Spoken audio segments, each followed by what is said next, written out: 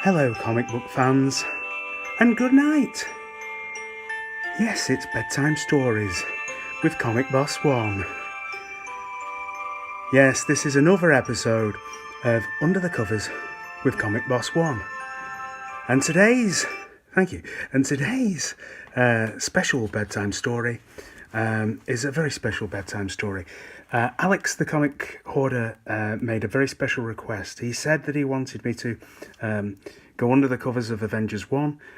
He's got a beautiful copy as well of Avengers 1, truly beautiful copy. But he said that he wanted me to do mine instead. Now, Alex, this is a special one, and it's for you, my friend, okay?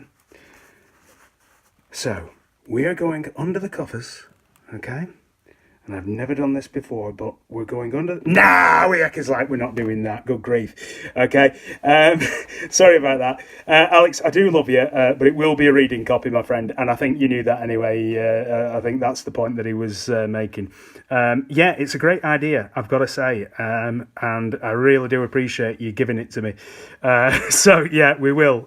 We'll definitely do that. The book that I actually want to do is going to be this one. It's Showcase 30, okay? And it's a beautiful book. This one's a lower grade copy, but it's a beautiful book, and it's a lovely story as well. So I'll get on with it. I know I should do the stripping music, shouldn't I? No, I'm not going to do that. Right, okay. But yeah, this is, it's a lovely book actually, it really is a lovely book. So I'll be very careful when I'm opening it. And there is some tape there, as you can see. And this is the first Silver Age Aquaman. First appearances in the Silver Age of Aquaman. And the first Aqualad. And here we go. Now, like I said, okay, so we'll get this bad boy open. Obviously, it's a fairly big DC key. It's going to be very big in the not too distant future. I've got Aquaman 1, like I said. There we go. But this still got its sheen to it as well. You can see there's a slight crease there. Again, some of these, you know, you could get them pressed, you could get them slabbed, whatever. You could do all sorts with them.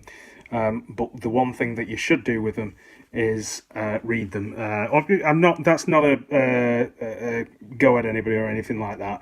I don't mean it like that. I mean, they're there to be read, and at some stage they have been, and it's nice that we can share them. I'm not suggesting you crack open your slabs. I'm not cracking mine open, probably, although sometimes I am tempted.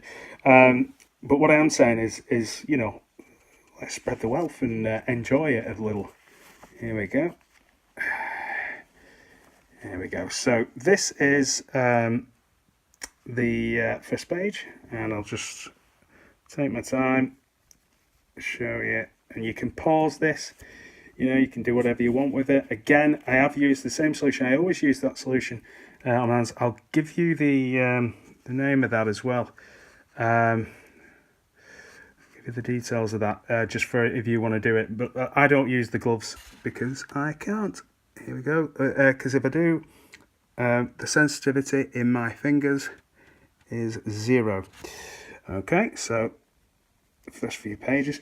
Now, with this story, if you're pausing it or whatever, you'll see, because I don't think it probably has been reprinted in one of the hardbacks or whatever, but it's otherwise it's not as, you know, well known as some of the other books. But it's a really good story, and I have to say, having read both of them, I prefer this first appearance, the story of this first appearance, to that of Aquaman 1 with the fire trolls, I think it is. And like I said, nothing wrong, but that I found to be a bit harder going and a bit lengthier. But I prefer the cover. I like the cover of this, I really do. But I do think that was quite hard going in some respects. There you go. So again, you can pause this if you want. You can do whatever you want. But it's a classic. And, you know, it tells the tale of Arthur Curry, you know, single parent and all that kind of business eventually. And, you know, it was an interesting upbringing for him, really. It was quite ahead of its time, wasn't it, really? but it's a classic book, it's a classic tale, and I enjoyed it. And the importance of this, it's shooting up in value, and it's well placed, in terms of being a key and all that kind of business. It is well placed. Because of the size and scale of the character, I suppose, the longevity of the character in some respects. And also, I think with the film that's coming out, look, you're going to have some major eye candy in that film. I know that's not a very PC thing to say. I'm actually talking about the lead character, Jason Momoa, is it? Can't remember. But I mean, hey, listen, he's a good-looking guy. You know what I mean? I'd have to think twice before I said no, but he is. He's a good-looking guy, well put together. I think Amber.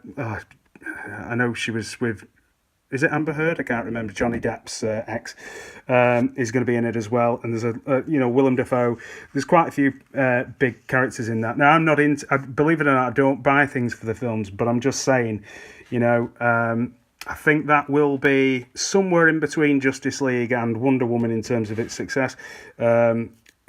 Financially, it may even outstrip Wonder Woman, but critically, I'm not expecting the same kind of response.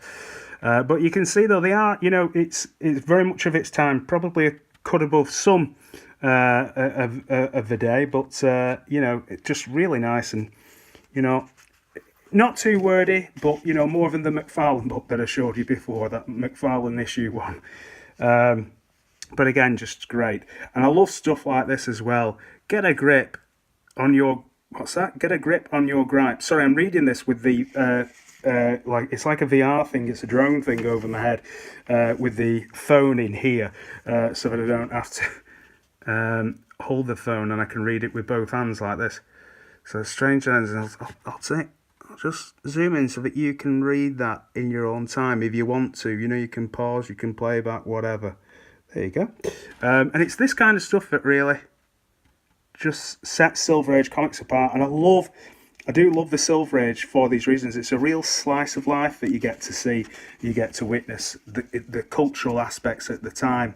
What I love about Silver Age? I love all the science little things, the science facts. Why? Because of the kind of kangaroo court almost that was going on at the time in Congress, and with the Comic Code Authority being introduced and all that kind of thing, and the seduction of the innocent. They thought that they could get around that by telling you what the proportionate strength of an ant was, which I love. You know what I mean? And I was going through one the other day with a couple of months back now. One of my son's birthday presents, I got him Doom Patrol 99, and some of the random facts in there. He was scratching his head, and he was impressed. He was impressed, but it was very different to what he's used to. But you're going to be finding out a bit more about that very shortly, in terms of what he's used to as well. One of the things that I thought would like to do with you is show you the comic book industry, because we're all like mostly 40-odd-year-old. Well, I'm not quite, actually, but we're mostly like 30-odd, 40-odd-year-old guys, 50-odd-year-old guys, 60, whatever. And, we're kind of, we're harking back to another era. And what I wanted to do as well, for one of the angles, is to show you what kids expect of comics today, and what their experiences of comics and what they think, and why they do what they do, and, what their outlook is. Bit of tape, bros, again, you can see. But otherwise, lovely. And oh God, do you remember these? $1.49 for an army. There we go. That's me. Oh no, sorry, no. Oh, by the way, that leads me on to something else as well. That something else is quite an important thing as well. One of the things that I want to do, I'd like, if I can, I'm going to implement a reward scheme for you guys. And it's akin to the No Prize, if you remember that, back in the day. And the No Prize was basically, you'd write in with a correct answer or whatever, and I think it was DC Comics, I can't remember now, but and they basically said, well done, you've won the No Prize. The big joke being there was no prize. Well, this is something similar, but with something truly momentous as part of this giveaway, and that is going to be that if you can get me up to, I'm going to say 80 subs within the next, I don't know, 4 days or so. I'm on about 50, so it's not an out of this world kind of thing. Really, I just want to give you the prize anyway.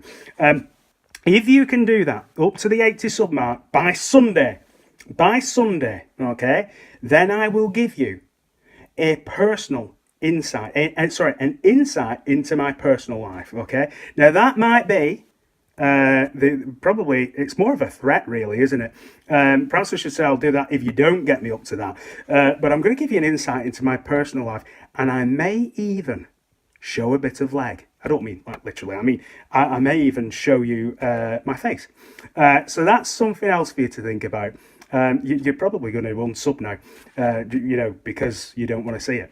But yeah, if you can get the word out. I know that a very nice gentleman has said that he will help me in that respect over the weekend. And to be honest, it's not the fact that he's helping me with the subs, it's the fact that he's going to mention me at all, because well, he is a legend in my eyes and everybody else's. But yeah, so a couple of things in that respect. Over the next week or so, I'm going to kind of cut down a bit on just like going through the comic book covers, boom, boom, boom, boom, boom. But I wanted to get that out of my system because there's so much goodness that I wanted to share. And I wanted to give you an insight as to some of the things that are important to me, some of the things that, have made up my background and made me who I am. And that is important, but I want to do more of this stuff. So nod your head if you want that as well. Yes, okay. Give me suggestions, guys. If you want a particular book like this, whatever it is, give me suggestions. Let me know which books you want to do. I have got an awful lot of books that I can go through. I've got reading copies, some of the ones that you don't see. So if they are slabbed, I can do that as well. And yeah, just give me heads up. Any kind of information that you want, that kind of thing, let me know. Okay, so next week's going to be quite a big week for the channel because I'm going to be doing some new stuff and I'm going to be doing some more of the stuff that I really like doing with you. I love sitting down and I love reading this stuff out. Listen, big thanks, AFTA, I can't remember the last, but AFTA Comics, I think it is. There we go. ETA Nick, Alex the Comic Order, Reaper, and Lightning as well, who joined today, and so many others as well that I've had really pleasant conversations with in the last couple of days, especially these last couple of days. I just want to say thank you so much. You have made me feel genuinely so welcome. I mean that genuinely so well. It's like being at a comic mart, being on YouTube, and I make the distinction between a comic mart and a Comic Con. A Comic Con, it's wonderful because it brings lots of different people together. But a Comic Mart, that's when you see the real saddles, and I count myself as being one of those wonderful saddles. So it's not an insult, and it's, but there's a kinship, there's a comradeship, and community, and that's what I really love. So genuinely, thank you very much for all that you've done, all your kind words and all your encouragement and support. And remember, guys, keep collecting.